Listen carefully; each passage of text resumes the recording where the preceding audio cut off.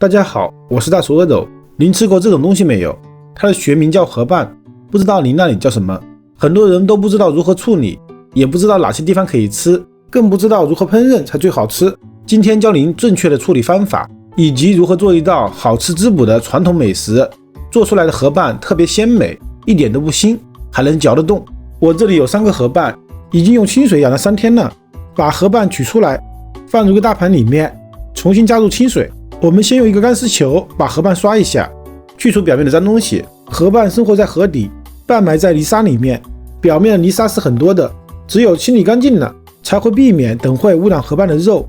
关于取出河蚌的肉，有2种方法。第一种是用水煮一下，蚌壳就会自然打开，蚌肉也会与蚌壳分离。而第2种方法就是直接用刀撬开取肉。那么大家应该选哪一种呢？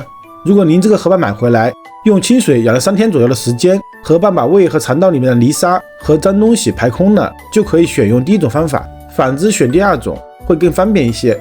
好了，洗刷干净后，我们观察一下河蚌，在贝壳的两端会有4个闭壳机，河蚌就靠它们控制着蚌壳的开关。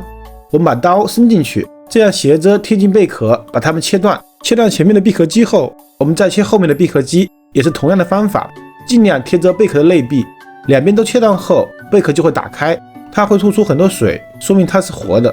我们把蚌壳完全的掰开，肥美的蚌肉完整的显露出来。大家看一下，这边是头，这边是尾，有2个管子的就是河蚌的尾部，入口带有凸起的是进水管，光滑的是出水管。我们先把它的外套膜取下来，外套膜是学名，我们老百姓俗称为裙边，这个裙边很嫩，是可以吃的。接下来我们贴着贝壳，把另外2个贝壳机也切断，这样蚌肉就和贝壳分离了。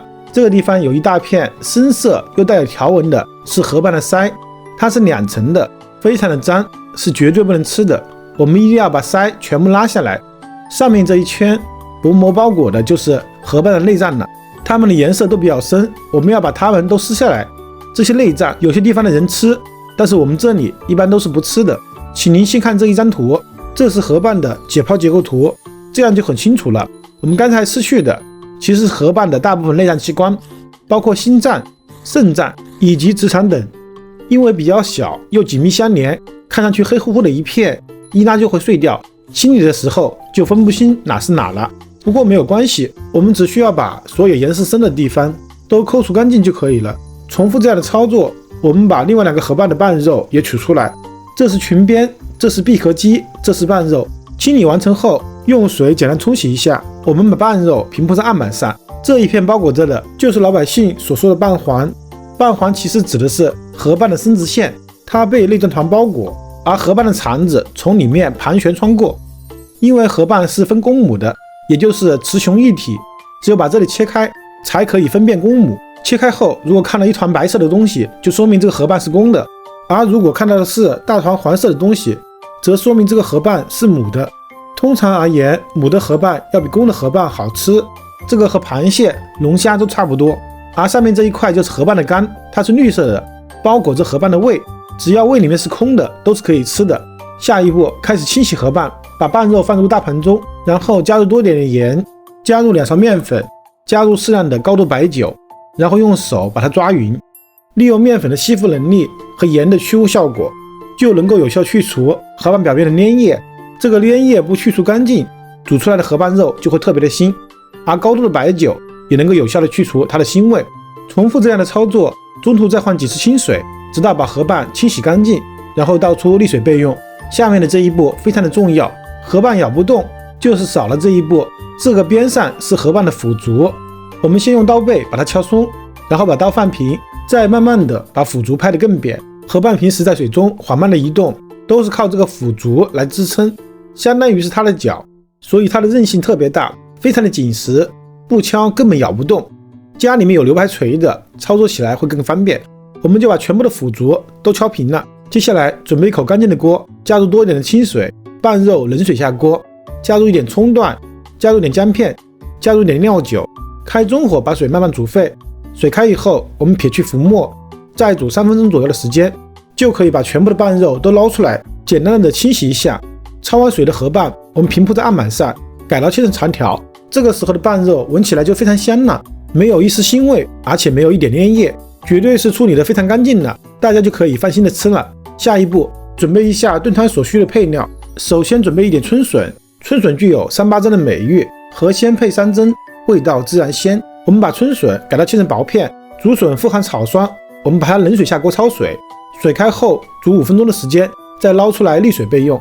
接下来准备一小块腊肉，也可以用咸肉，这个看个人的习惯。我们把腊肉改刀切成薄片，切个6片就可以了，主要是用来提味的。这个腊肉肥瘦都可以。准备2块嫩豆腐，改刀切成小段。准备1小节的大葱，改刀切成葱段，再切多一点的姜片，姜片要大一点。最后再切一点小葱段，把它和大葱、姜片放在一起备用。为了增加滋补的效果，我们还准备了30克的莲子、20克的芡实以及8克的枸杞。莲子和芡实放在一起，清洗浸泡后沥水备用。枸杞则单独的快速清洗一下，也沥水后备用。所有食材准备完毕，就可以进行下一步的烹饪了。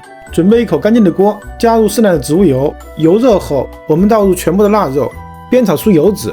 等腊肉变得金黄、透明、卷起，散发出浓郁的香味，我们就可以下入全部的大葱段和生姜片了，把它们爆出香味。接下来，我们把半肉放进去，炒至表面微微焦黄，然后我们把竹笋片也倒进去，翻炒几下后，我们加入1勺料酒，激发出料酒的香味，并挥发带走异味。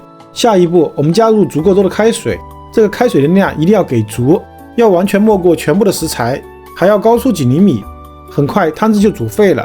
我们把芡实和莲子也倒进去，接下来我们盖上盖子，保持大火继续煮15分钟，把汤煮成浓白。为什么开大火煮汤会变白呢？